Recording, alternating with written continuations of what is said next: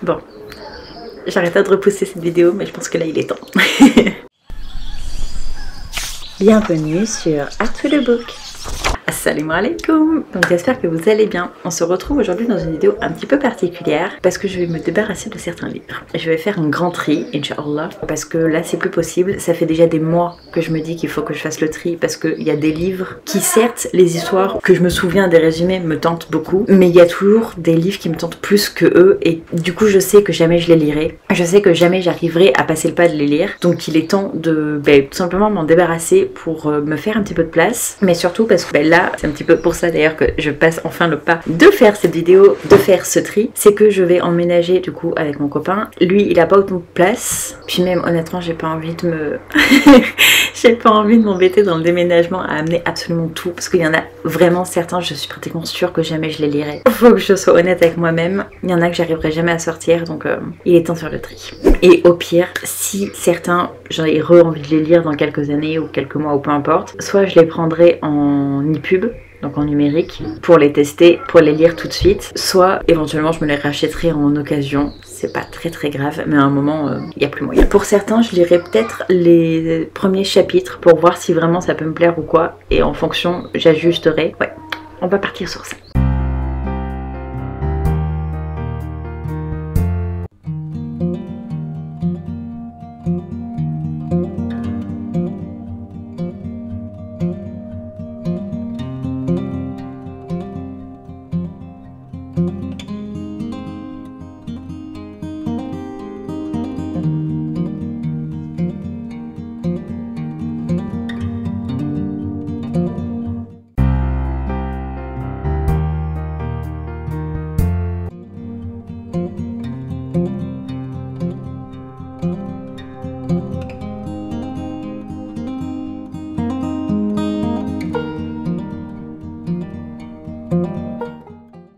Lui, typiquement, j'ai hésité parce que l'histoire m'intéresse plutôt parce que c'est l'histoire d'une femme qui, en fait, disparaît du jour au lendemain, une écrivaine, dans des circonstances assez étranges. Et du coup, il va y avoir une enquête pour savoir qu'est-ce qui lui est arrivé. Et Mary Higgins Clark, c'est une autrice qui est quand même assez connue, donc du coup, j'étais toujours curieuse de découvrir enfin sa plume, chose que je n'ai toujours pas fait parce que j'ai toujours ce volume dans ma bibliothèque, dans ma pile à lire. Donc du coup, j'ai commencé à lire les premières pages. J'aime bien la plume et j'aime bien comment ça commence tout de suite dans le vif du sujet parce qu'on suit un type qui a justement le corps de cette chère écrivaine dans son coffre. Donc je pense que ça peut me plaire, donc du coup je vais le garder pour le moment, mais il faut vraiment que j'arrive à le sortir rapidement parce que sinon il y restera et justement il va dormir. Et là je vais essayer de lire le premier chapitre de La couleur du mensonge de chez Lumen parce que ça fait un moment qu'il est dans mes pieds à lire, ça fait vraiment très longtemps celui-ci et il me tentait vraiment bien. Je crois que, je sais même plus l'histoire, je crois que c'est une, comment on appelle ça, pas une faiseuse de mariage, une entremetteuse, voilà, qui va du coup en fait voir une fille pour un mariage, ça va mal se passer et du coup elle va décider de la former, je crois, en tant que marieuse. Donc je suis plutôt curieuse, j'en ai entendu que du bien pratiquement, je crois. Donc du coup ça me tente vraiment bien, mais j'arrive pas à le sortir, je sais pas pourquoi, peut-être la taille parce qu'il est quand même assez énorme, mais en même temps je me dis c'est Lumen, donc Lumen ça se lit bien. Donc je vais essayer de lire 1 ou 2 chapitres là pour voir ce que j'en pense. A few moments later. Du coup j'aime bien Sage, donc le personnage principal qu'on suit. On voit directement du coup qu'elle est envoyée chez la marieuse, donc franchement ça me donne plutôt envie de continuer tout simplement. J'aime bien la plume également pour le moment, même si elle a un poilinet vieillotte dans le sens où voilà, on sent que c'est fait pour un univers assez, je dirais pas moyenâgeux, mais genre un peu dans cette ambiance où il y a encore les balles et tout ça. Donc ça me tente plutôt bien, donc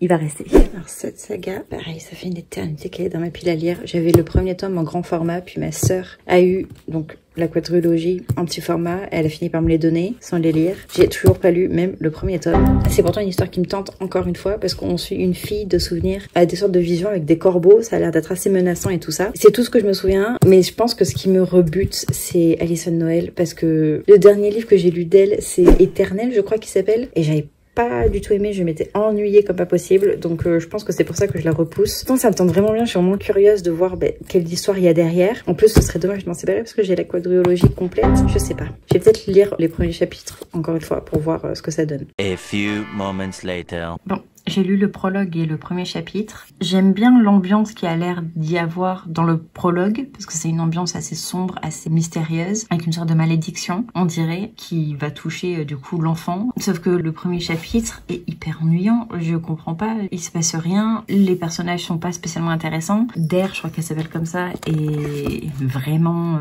pas agréable à mon sens. Donc du coup je me suis posé la question et j'ai cherché sur Livre Addict des avis et je vois que Dare est absolument insupportable par moment et que en plus il y a pas mal de longueur. Donc ça je sais que c'est quelque chose qui va pas me plaire. Donc malheureusement je pense que ça va être un au revoir à cette série qui me faisait de l'œil quand même depuis quelques années. Tant pis.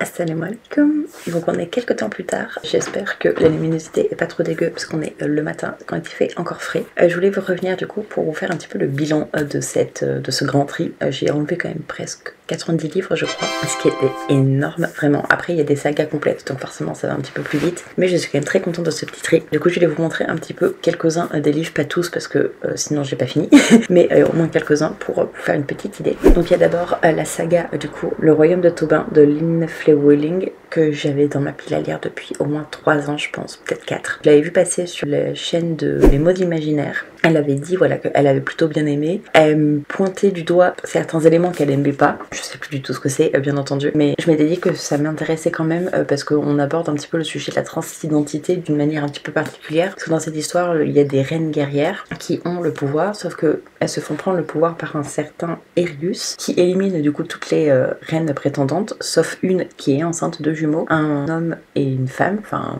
un mâle et une femelle. Et en fait du coup pour protéger la fille ils vont donc sacrifier le mâle et ils vont transformer en fait l'apparence de la femme du coup en homme et du coup il y a toute une question sur son identité etc. que je trouvais ça plutôt intéressant. Mais en fait plus les années passent et moins j'ai envie de le lire, j'arrive pas à le sortir donc je pense qu'il va partir tout simplement. Il y a également, du moins j'ai les 2 premiers tomes, j'allais dire la duologie, mais je sais pas s'il y a pas un autre tome. C'est la saga des lames du cardinal, parce que même si j'aimerais bien découvrir l'auteur, je pense que déjà je peux le faire avec Paris des Merveilles que j'ai gardé et qui m'intéresse toujours, mais ici, en fait, voir que ça se passe en 1633 sous le règne de Louis XIII, ça m'intéresse pas. Je sais que jamais j'arriverai à le sortir, même s'il y a des dragons. Je sais que, voilà, en niveau historique, j'ai vraiment du mal à les sortir, donc je m'en suis gardé 3 je crois.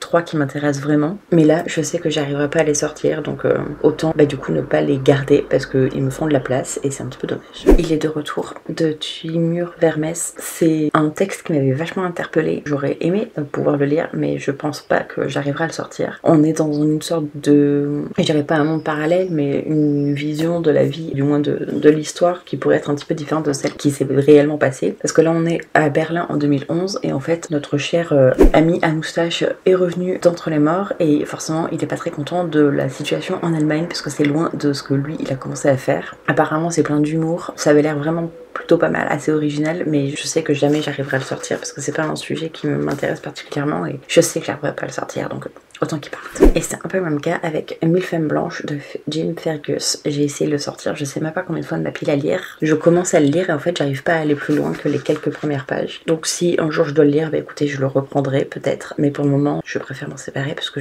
j'arrive pas à le lire. J'arrive pas à le lire. Pourtant c'est un sujet qui m'intéresse pour le coup, mais là je sais pas pourquoi je n'arrive pas donc j'ai besoin de place.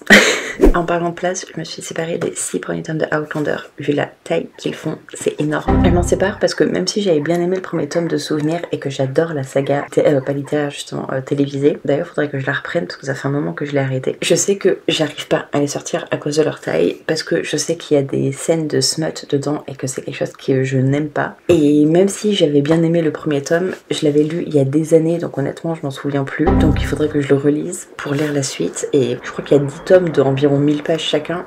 J'ai un petit peu la flemme je vous avoue, même si j'adore Jamie et Claire et du coup ça me saoule un petit peu de... Enfin c'est pas que ça me saoule, c'est que ça me... Je suis un petit peu déçue en fait de pas les lire, mais écoutez j'essaierai de les prendre en audio éventuellement et si vraiment j'aime je les rachèterai, c'est pas très grave. Comme ça je pourrais tous les avoir dans cette édition-ci, j'arrive pas à parler, que dans celle-ci que j'aime un petit peu moins, parce que celle-ci elle est beaucoup voilà, liée à la série donc je préfère largement, je la trouve plus jolie. Ensuite il y a Une soirée de Anne Després dont je me sépare également. C'était la grand-mère du quartier qui me l'avait donné. J'avais accepté parce que voilà, il était en bon état et je m'étais dit pourquoi pas. Mais en fait, il y a une sorte de triangle amoureux déjà présent dans le résumé et du coup je sais que j'arriverai jamais à le lire parce que ça me tente pas. Donc autant en séparer. Les autotamponneuses de Stephen Hoffman, même si la phrase d'accroche m'interpelle, j'arriverai jamais à le sortir, donc autant que ça parte. Parce que ça dit: le mariage a toujours ressemblé à un tour en autotamponneuse, c'est inconfortable, on prend des coups, on en donne, on tourne en rond, on ne va nulle part, mais au moins on n'est pas seul. Ça donnait une vision, on va dire, du mariage qui m'intéressait. En fait, ça m'intéresse pas assez pour réussir à le sortir de ma pile à lire, parce qu'il y a toujours mieux, entre guillemets, à mon sens, dans mes envies de lecture. Ensuite, il y a The Original. C'est un spin-off de Le Journal d'un vampire, ou Le Journal de Stéphane, d'ailleurs, je sais pas lequel a commencé, parce que j'ai pas du tout aimé le premier tome de Le Journal d'un vampire, donc j'ai pas envie, en fait, de m'imposer le reste, même si, honnêtement, je suis très curieuse quand même. Je suis un peu déçue, en fait, de pas continuer, parce que c'est une histoire que j'aurais aimé vraiment découvrir en papier, parce que je sais en plus qu'elle est très différente de la série, mais j'arrive pas à lire. Elena est insupportable, la plume est vraiment pas ouf, les personnages sont hyper pas développés, hyper mal développés, du moins dans le premier tome, donc ça me donne pas du tout envie de continuer, et donc pas forcément envie de tester les spin-offs, même si voilà, j'adore Klaus, bien entendu, donc tant pis. Après j'avais quelques classiques comme ça là de Victor Hugo, j'ai essayé de lire 3 fois je crois. Notre-Dame de Paris, j'ai pas réussi parce que sa plume est hyper lourde, il se perd dans des descriptions à l'infini, c'est pas du tout le genre de plume que j'apprécie, donc je préfère arrêter là. Donc Les Misérables, j'en ai d'autres de lui dans cette même édition, donc ça part. Mais j'en ai encore beaucoup, mais je vais pas tous vous les présenter. Mais il y a aussi notamment, je crois que je vous les avais présentés d'ailleurs, Les Chasseurs d'âmes de Alison Noël, que j'ai décidé d'abandonner également parce que j'arrive pas à le sortir, et le début de ce que j'ai pu en lire, je sais que ça va pas me plaire à cause de la personnage. Il y a Le Cœur singulier d'Emily Davis, que j'arriverai pas à le sortir non plus, j'ai essayé de le lire 2 fois c'est pas passé, parce qu'elle a une plume qui me correspond tout simplement pas. C'est dommage parce que l'histoire me tentait bien, mais écoutez, ça peut pas plaire à tout le monde. Il y a Moitié d'âme également, que j'ai décidé de me séparer parce que d'après ce que j'ai pu comprendre, en fait c'est des sortes de chroniques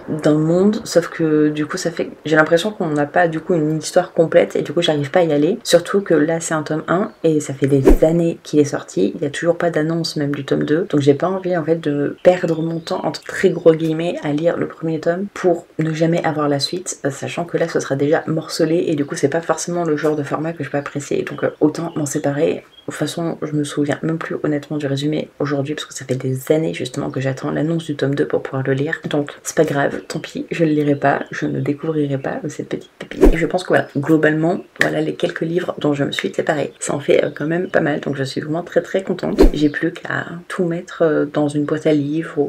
Je pensais en faire un concours pour certains qui peuvent plaire, mais à voir comment j'arrive à m'organiser, parce que je repars demain et j'ai pas eu le temps du coup de m'en occuper pour faire le tri, donc je vais voir aujourd'hui comment j'arrive à me débrouiller pour réussir à faire éventuellement un tri parmi ceux qui vont en boîte à livres, ceux pour lesquels je peux faire un concours ou pas, je vais voir. En tout cas, je vous tiens au courant, Inch'Allah. Sur ce, n'hésitez pas à me dire, vous, quels sont les derniers livres que vous avez réussi à vous séparer, si vous arrivez d'ailleurs à vous séparer de livres, parce que je sais que c'est pas évident pour tout le monde. J'ai mis des années, moi, à réussir à m'en séparer, justement. Donc ouais, n'hésitez pas à papoter. Et sur ce, je vous retrouve dans une prochaine vidéo. Des bisous, et surtout, faites attention à vous.